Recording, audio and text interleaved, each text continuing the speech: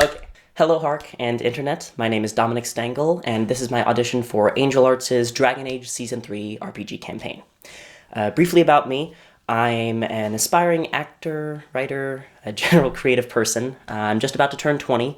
I've been playing RPG since I was 13, DMing, GMing since I was 14.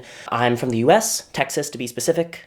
And my schedule under normal circumstances is usually open Sunday afternoons, mornings. So, anyway, without further ado, here is a not-so-short story introducing my character pitch. The Shriek Emissary looked around at the chaos and destruction tearing through Minrathos. He reveled in it, as he heard Dumont's call, heard his desire for pain, suffering, corruption. The emissary gleefully cut into his own flesh, drawing upon the tainted blood within, as he boiled the blood of a nearby pair of elven slaves. The alienage was rife with victims, and the emissary felt his mouth water at the thought. Then, through the cries of the dying, through the fires of the archdemon above, he heard a scream from a nearby hut. A Shriek corpse was thrown outside the window, stabbed by an elven dagger. He saw an older male and female elf, a younger female elf, and a little elven girl running. The emissary nearly licked his lips and followed. They nearly threw him off, but he caught up. The male was the first to fall, his brain imploding from the superheated blood within. Were the emissary capable of thought, in his twisted state, he might even thank his former master for teaching him such magic. Next came the elder woman. He used his claws for this one, tearing a hand through her chest, her still beating heart clutched in his grasp. The younger woman shouted for the little girl to run and charged the emissary with a dagger. The emissary would have laughed had he been capable, and with a swipe of his black staff, the young red-haired elf skull was cracked. The little elven girl hadn't run. She'd only stared in horror as she saw her mother and father, and the woman she saw as her big sister die in front of her. She looked up at the emissary towering over her, but as the emissary was silhouetted by the sun, she saw a strange resemblance. Big brother? The emissary smiled, picked up the little girl, and brought his maw to her throat. Iron filled his mouth.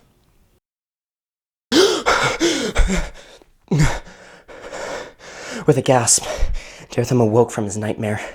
The Awakened Shriek Emissary snarled, looking around wildly before realization hit, and he crumpled. His horrifically long fingers reached out to the knife by his bedside. He took it and started his morning ritual. He cut and cut and cut over and over and over again, horrified, angry, despondent. Nothing unusual. It's been years since he was awoken by the architect, yet every night, as if the creators had cursed him, he remembers. He drew upon his blood magic, the old tool taught to him by his master, Corypheus, and made his blood burn. Not to kill, no. Death was too good for him. In horror, he would remember how he used blood magic to burn his father's skull, how he used his claws to tear out his mother's heart, how his staff had caved in his wife's head, and how his mouth filled with the taste of his little sister's blood. Daertham looked upon his cut form and shuddered. Suffering would be his life, but he couldn't suffer enough for his sin.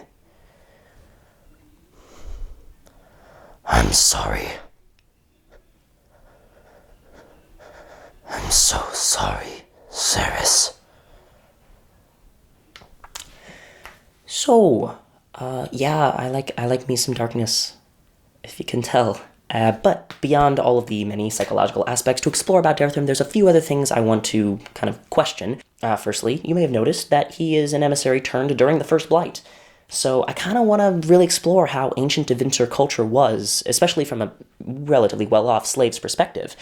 Beyond that, I want to know about the Awakened Darkspawn. I love Darkspawn. I love Awakened Darkspawn. How does that culture interact? Do all individuals remember as Daertham does? How has the society progressed in 10 years? And number 3, I adore blood magic. I love dark magic of any sort, and I really love Dragon Age blood magic. And I really want to explore it in a specific question. Is blood magic inherently evil, or is it simply a more dangerous tool to utilize safely? I'd love to speak more on it, but I have no time, because it's 5 minutes. So, thank you very much for watching. Good luck to my fellow auditioners, auditionees, whatever the term, you get it. And may the Maker watch over you.